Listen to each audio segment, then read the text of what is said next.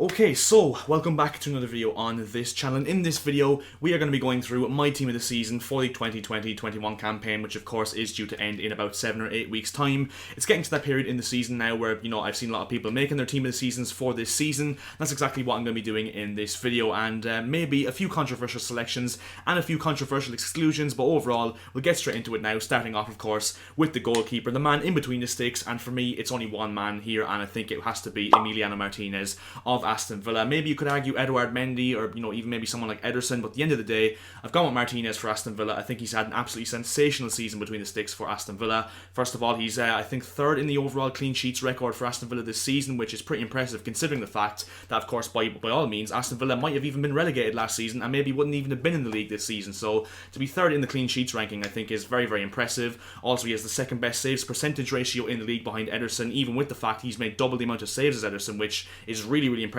once again. And yeah, overall I just think from the eye test point of view as well, he's kept Aston Villa in games left, right and centre this season. He's been one of the main reasons why they've kept so many clean sheets this season, and most importantly he's one of the main reasons why they've been so good this season for most part anyway. And that's why I think that Emiliano Martinez has to be the goalkeeper in my team of the season, and I think an absolute steal from Arsenal in the summer for £20 million as well, which, yeah, as I said, just an absolute steal. A brilliant signing for Aston Villa, and definitely been the best goalkeeper in the league this season in my personal opinion. And now into the right back, and maybe a little bit of a controversial opinion this one, because he actually has played, not really predominantly as a right back this season. He has actually played, mostly you could say as a left back this season for his team, and that is João Cancelo of Manchester City. But I just feel like with the left back I've got in this team as well, I have to fit both him and Cancelo into this team, so I'll put Cancelo in at right back. And yeah, overall a brilliant season João Cancelo has had in that right back / left back position for Manchester City this season, especially after what was kind of a lackluster debut season last season when he joined from Juventus. But at the end of the day, this season both defensively and offensively he's done really, really well. I mean, his stats in terms of tackles won and all that sort of stuff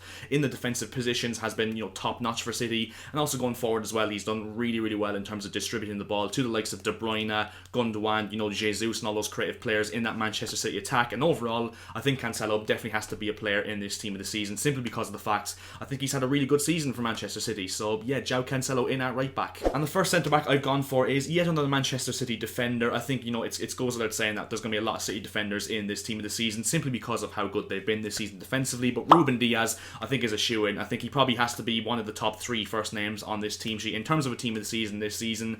He's almost single-handedly changed the fortunes of Manchester City as a club defensively, because of course before this season they had a reputation for being really good going forward and just scoring a load of goals and then conceding a lot of goals as well. But this season it's been essentially the opposite, except for the fact they're still scoring goals. So I think that City this season have been rock solid defensively. Diaz, even though he came in for like £70 million, it has been money well spent, because he's just been absolutely incredible, not only himself but also getting the best out of John Stones, who was of course partnered next to him in the City centre back pairing. And overall I think Reuben Diaz is definitely a legitimate contender for player of the season, let alone getting into the team of the season. And I don't think I can make a team of the season, and many people the same, without having Reuben Diaz's name in the first centre back position. And next up we have Reuben Diaz's centre back partnership. You probably saw this one coming because I mentioned him in Reuben Diaz when I was talking about him, but John Stones I think has to be in this team, because the story of John Stones is just really something else this season. That really has to be said, because at the start of the season I'm pretty sure City were actually trying to loan him out to the likes of Arsenal and Chelsea and those kind of teams in the summer, and since then he's just gone from strength to strength. He's been really, really good, a well improved player this season, John Stones.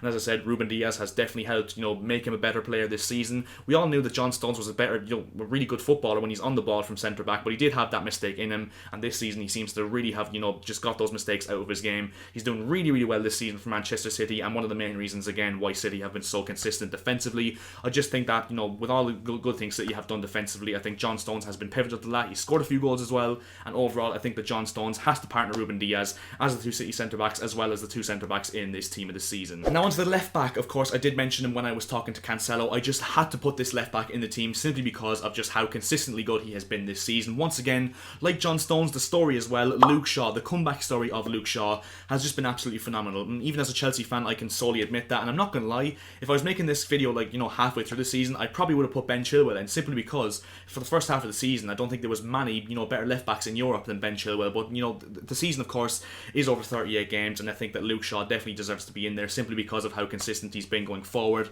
and defensively as well. I think one thing that definitely helps him going forward is the fact he has Wan-Bissaka on the other side, who's really good defensively, probably the best one-on-one defender in the Premier League. So Shaw has space to go forward so that Wan-Bissaka can tuck into a back three whenever United go forward.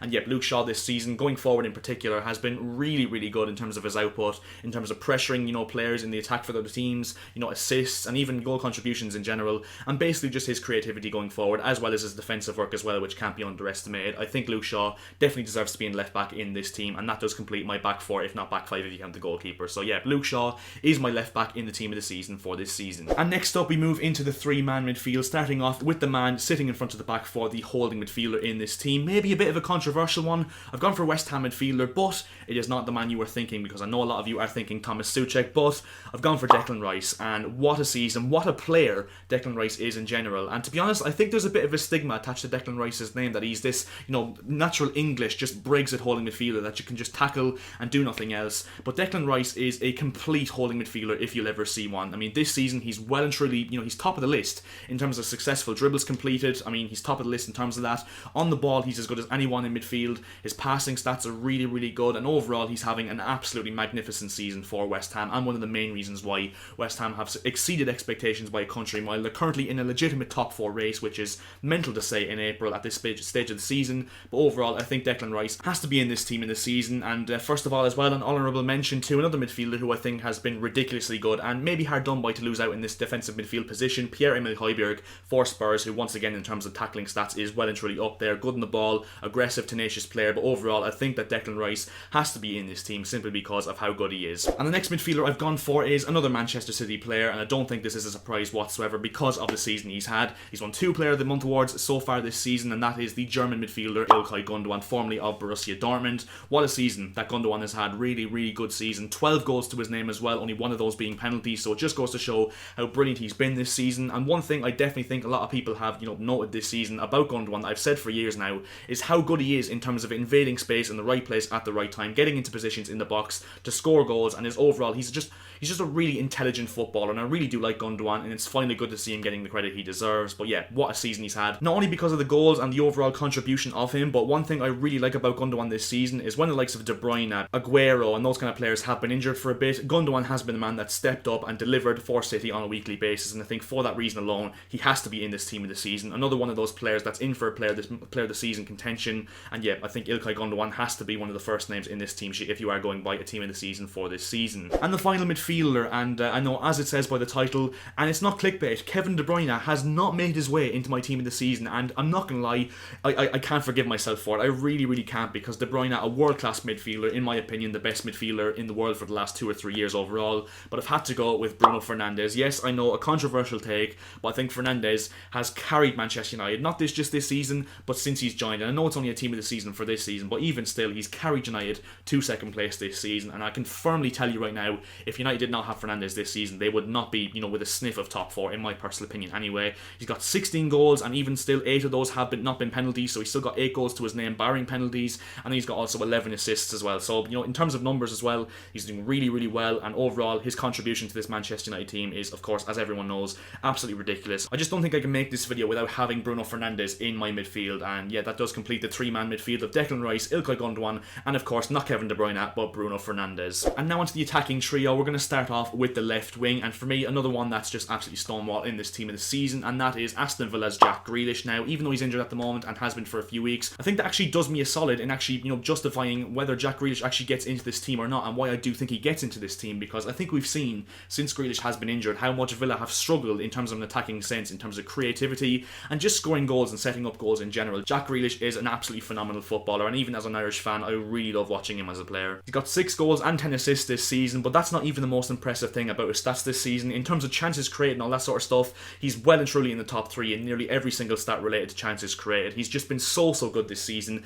An elegant dribbler with an end product as well. He's just so good, Jack Grealish, in terms of dribbling, shooting, passing, just end product and everything like that. Jack Grealish is a really, really good player and has to be, one of England's most important players going to the Euros, if Gareth Southgate, of course, does, pick him, because it's actually mental how, actually there's people saying that Gareth Southgate might not bring Jack Grealish to the Euros. He has to do that. And yeah, overall, I've gone on a bit of a tangent, but basically what I'm trying to say is Jack Grealish has to be in my team of the season, and he's playing left wing in my team. And now onto the right wing, and there was a real 50-50 here, I'm not going to lie, between 2 players. The player has just about missed out is Mohamed Salah, but the player I've gone for, not necessarily a right winger, and hasn't actually played right wing this season, or for the majority of his career, but I just had to fit him in there one way or another, and that is Tottenham's Heung-min Son. I mean, a brilliant season he's had overall. Maybe hasn't hasn't been as consistent as, you know, a lot of people would like to see, but overall I think he's been ridiculously good for Spurs. And even of course when Spurs were in sort of a title challenge at the start of the season, Son was one of the main players in that, and I think that he definitely has to be in this team. 13 goals and 9 assists to his name as well. I mean, that can't be sniffed at, especially for a winger, which I think is actually pretty impressive numbers for a winger.